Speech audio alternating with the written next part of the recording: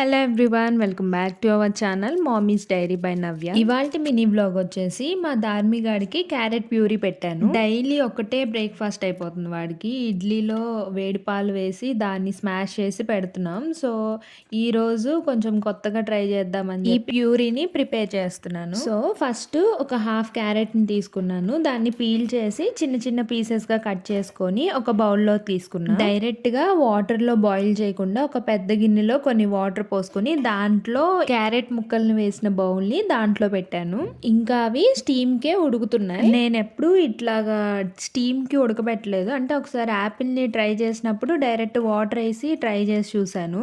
So అందుకనే పద్దాక తీసి చూస్తున్నా అవి ఎలా బాయిల్ అవుతున్నాయా లేదా అని చెప్పి. ఫైనల్గా ఉడికిపోయాయి. ఇంకా వాటిని తీసి ఫస్ట్ స్ట్రైనర్ చూపించాను కదా, కానీ దాన్ని స్ట్రైనర్తో అసలు రావట్లేదు. ఇంకా మిక్సీ పట్టాను. మిక్సీ బట్టి ఇంకా వాడికి తినిపించేసాను. అలానే ఇంకేం ఫుడ్ పెట్టొచ్చో కామెంట్ చేయండి. వీడియో నచ్చితే లైక్ చేయండి.